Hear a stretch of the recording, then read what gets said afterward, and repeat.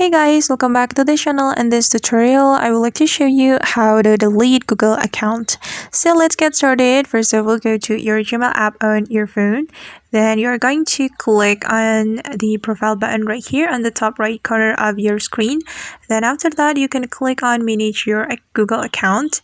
Then you just have to click on data and privacy. And it's over here. Then you're going to scroll down until you find more options and just tap on more options. Then if you want to delete your Google account, you can click on delete your Google account.